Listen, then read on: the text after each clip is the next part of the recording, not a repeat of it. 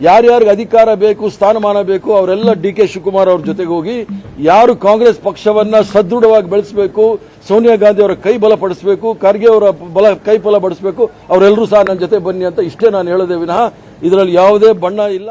ನಮ್ಮೆಲ್ಲರ ಅಚ್ಚುಮೆಚ್ಚಿನ ನಾಯಕಿ ಸೋನಿಯಾ ಗಾಂಧಿ ಅವರ ಆಶೀರ್ವಾದದ ಮೇಲೆ ಕಾಂಗ್ರೆಸ್ ಪಕ್ಷದ ಅಧ್ಯಕ್ಷರಾಗಿರ್ತಕ್ಕಂಥ ಶ್ರೀಮಾನ್ ಮಲ್ಲಿಕಾರ್ಜುನ್ ಖರ್ಗೆ ಅವರು ಮತ್ತು ಲೋಕಸಭೆಯಲ್ಲಿ ವಿರೋಧ ಪಕ್ಷದ ನಾಯಕರಾಗಿರ್ತಕ್ಕಂಥ ರಾಹುಲ್ ಗಾಂಧಿ ಅವರು ಮತ್ತು ಆಲ್ ಇಂಡಿಯಾ ಕಾಂಗ್ರೆಸ್ ಕಮಿಟಿಯ ಪ್ರಧಾನ ಕಾರ್ಯದರ್ಶಿಗಳಾಗಿರ್ತಕ್ಕಂಥ ಪ್ರಿಯಾಂಕಾ ಗಾಂಧಿ ಅವರು ಮತ್ತು ಸಂಘಟನೆಯ ಪ್ರಧಾನ ಕಾರ್ಯದರ್ಶಿಗಳಾಗಿರ್ತಕ್ಕಂಥ ಕೆ.ಸಿ. ವೇಣುಗೋಪಾಲ್ ರವರು ಮತ್ತು ಸುರ್ಜೇವಾಲಾ ಅವರು ಎಲ್ಲ ದೃಷ್ಟಿಕೋನದಿಂದಲೂ ಸಹ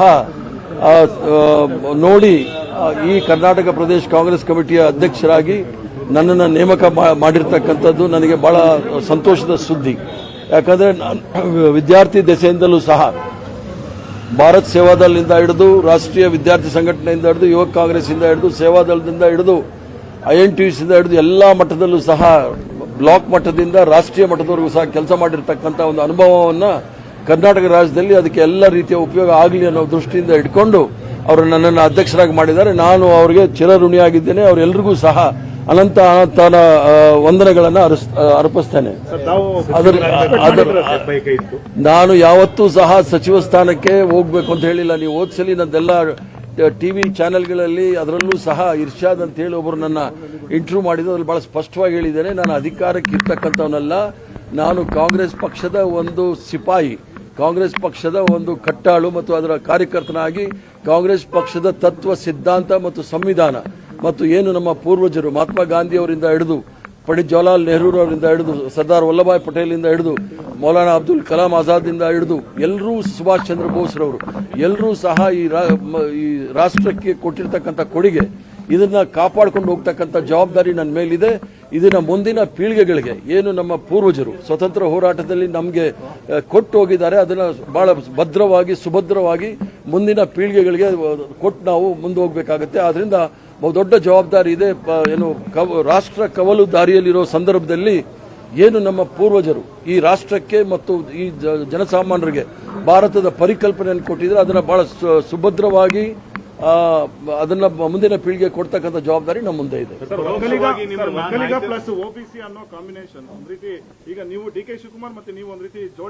ನೋಡಿ, ನಾನು ಹಿಂದುಳಿದ ವರ್ಗದವನು ಮುಂದುಳಿದವನು ಅಂತ ನಾನು ಬಹಳಷ್ಟು ಮುಂದುವರೆದವ್ರಕ್ಕಿಂತ ಮುಂದುವರೆದಿರತಕ್ಕಂಥವನು. ನಾನು ಕಾಂಗ್ರೆಸ್ ಪಕ್ಷದ ಸಿಪಾಯಿ.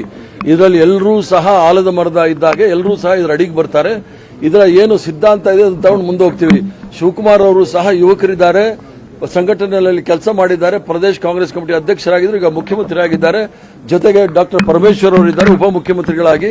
ಎಲ್ಲರೂ ಸಹ ಸೇರಿ ಏನು ನಮ್ಮ ಶ್ರೇಷ್ಠ ನಾಯಕತ್ವ ಇದೆ, ಸೋನಿಯಾ ಗಾಂಧಿ ಅವರು, ಮಲ್ಲಿಕಾರ್ಜುನ್ ಖರ್ಗೆ ಅವರು, ರಾಹುಲ್ ಗಾಂಧಿ ಅವರು, ಪ್ರಿಯಾಂಕಾ ಗಾಂಧಿ ಅವರು ಮತ್ತು ವೇಣುಗೋಪಾಲ್ ರವರ ನಾಯಕತ್ವದಲ್ಲಿ ರಾಜ್ಯವನ್ನ ಮುಂದೆ ತೆಗೆದುಕೊಂಡು ಹೋಗ್ತಕ್ಕಂಥ ಕೆಲಸವನ್ನು ಮಾಡ್ತಾರೆ. 2028ಕ್ಕೆ ನೀವು ಸಿಎಂ ಕ್ಯಾಂಡಿಡೇಟ್ ಅಂತ ಮೆಸೇಜ್ ಕೊಟ್ಟಿರುವಂತದ್ದು ಈಗ ಪಕ್ಷದ ಅಧ್ಯಕ್ಷರನ್ನ ಸಿಎಂ ಈಗ ನೀವೆಲ್ಲ ಹೇಳ್ತಕ್ಕಂಥದ್ದು ಅದು ವಾಟ್ಸಪ್ ಯೂನಿವರ್ಸಿಟಿಯಿಂದ ಬರೋ ಮೆಸೇಜಸ್. ಈಗ ಇರ್ತಕ್ಕಂಥದ್ದು ನನಗೆ ದೊಡ್ಡ ಜವಾಬ್ದಾರಿ. ಅದನ್ನೇ ಹೇಳಿದ್ರು, ರಾಷ್ಟ್ರ ಕವಲು ದಾರಿಯಲ್ಲಿ ನಿಂತಿರುವಾಗ ಸಂವಿಧಾನಿಕ ಸಂಘಗಳನ್ನು ಸಂಸ್ಥೆಗಳನ್ನು ದುರುಪಯೋಗ ಪಡಿಸಿಕೊಂಡು SIR ಮೂಲಕ CAA ಮೂಲಕ ನೈಜ ಮತದಾರರನ್ನ ಅವರನ್ನ ಪದಚ್ಯುತಿ ಕೊಡಿಸ್ತಕ್ಕಂಥ ಕೆಲಸ ಮಾಡ್ತಾ ಇದ್ದಾರೆ.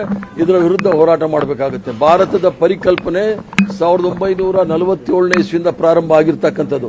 ಇದನ್ನ ಭದ್ರವಾಗಿ ಕಾಪಾಡಬೇಕಾದ್ರೆ ಎಲ್ಲ ಧರ್ಮ ಜಾತಿ ಭಾಷೆಗಳನ್ನೆಲ್ಲ ಒಟ್ಟಿಗೆ ತೆಗೆದುಕೊಂಡು ಹೋಗಬೇಕಾಗುತ್ತೆ. ಅದರ ವಿರುದ್ಧ ಷಡ್ಯಂತ್ರ ಇರೋರನ್ನ ಹೋರಾಟ ಮಾಡಬೇಕಾಗಿದೆ ವಿನಃ ಅಧಿಕಾರ ಮತ್ತು ಪದವಿ ಬಹಳ ಮುಖ್ಯ ಅಲ್ಲ. ಕಾಂಗ್ರೆಸ್ ಪಕ್ಷದ ಸಿದ್ಧಾಂತ, ಕಾಂಗ್ರೆಸ್ ಪಕ್ಷ ಏನ್ ನಂಬಿಕೆ ಇಟ್ಕೊಂಡಿದೆ ಸಂವಿಧಾನದಲ್ಲಿ, ಇದನ್ನ ತಗೊಂಡು ನಾವು ಮುಂದೆ ಹೋಗಬೇಕು. ಮತ್ತೆ ಮಹಾತ್ಮ ಗಾಂಧಿ ಅವರ ಸರ್ವ ಧರ್ಮ ಸಮಭಾವ್ ಅದನ್ನ ಮುಂದುವರಿಸಿಕೊಂಡು ನಾವು ಹೋಗ್ಬೇಕಾಗುತ್ತೆ.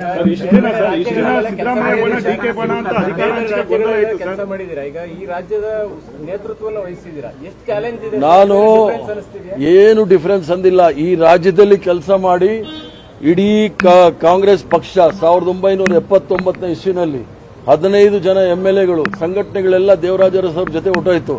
ಆ ಕಾಲದಿಂದ ನಾನು ಕಾಂಗ್ರೆಸ್ ಪಕ್ಷ ಕಟ್ಟಿರೋನು. ಆದ್ರಿಂದ ಇಲ್ಲಿ ಕಟ್ಟಿ ಇದರ ಅನುಭವನ ನಾನು ರಾಷ್ಟ್ರ ಮಟ್ಟಕ್ಕೆ ತೆಗೆದುಕೊಂಡು ಹೋಗಿರೋವನೇ ವಿನಃ ರಾಷ್ಟ್ರ ಮಟ್ಟದ ಅನುಭವ, ಅದರಲ್ಲೂ ಸಹ ಗುಜರಾತ್ ಅನುಭವ ಮಾಡೆಲ್ ಇಲ್ಲಿ ಬೇಕಾಗಿಲ್ಲ. ಕರ್ನಾಟಕ ರಾಜ್ಯದ ಮಾಡೆಲ್ ಬಗ್ಗೆ ನನಗೆ ಹೆಮ್ಮೆ ಇದೆ. ಇದನ್ನ ನಾನು ಪ್ರಯತ್ನ ಮಾಡ್ತೀನಿ, ಇಡೀ ರಾಷ್ಟ್ರಕ್ಕೆ ಅದನ್ನು ಹರಡಿಸಲಿಕ್ಕೆ ಪ್ರಯತ್ನ ಮಾಡ್ತೀನಿ.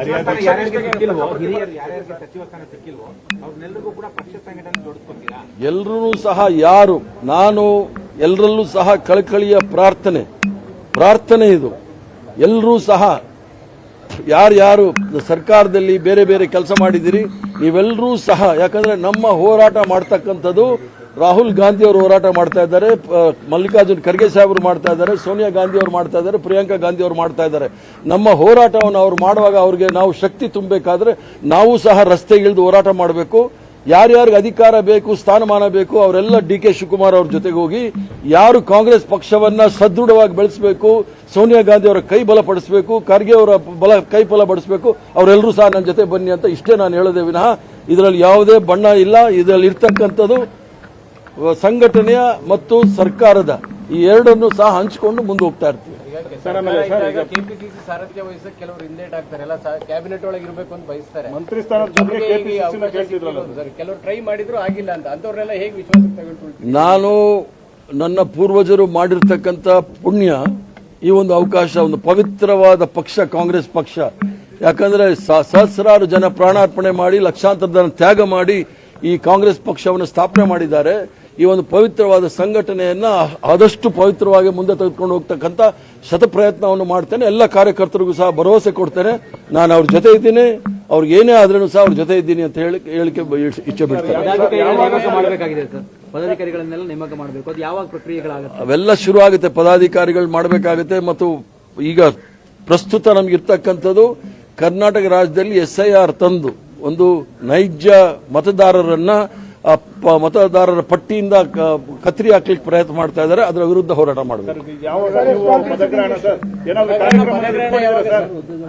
ಪದಗ್ರಹಣ ನಾನು ಮೇಲೆ ಸೋನಿಯಾ ಗಾಂಧಿ ಅವರು, ರಾಹುಲ್ ಗಾಂಧಿ ಅವರು, ಪ್ರಿಯಾಂಕಾ ಗಾಂಧಿ ಅವರು, ಖರ್ಗೆ ಸಾಹೇಬರನ್ನ ಡೆಲ್ಲಿನಲ್ಲಿ ಭೇಟಿ ಮಾಡಿ ಆಮೇಲೆ ಬಂದು ಇಲ್ಲಿ ಪದಗ್ರಹಣ ಮಾಡ್ತೇನೆ. ಥ್ಯಾಂಕ್ ಯು, ನಮಸ್ಕಾರ. ನಿಖರ ಸುದ್ದಿ, ಸದಭಿರುಚಿಯ ಕಾರ್ಯಕ್ರಮ. ನೀವು ನೋಡ್ತಾ ಇದ್ದೀರಾ ಕಹಳೆ ನ್ಯೂಸ್, ಸಮಾಜದ ಜಾಗೃತಿಗಾಗಿ ವಸ್ತುನಿಷ್ಠ ವರದಿ.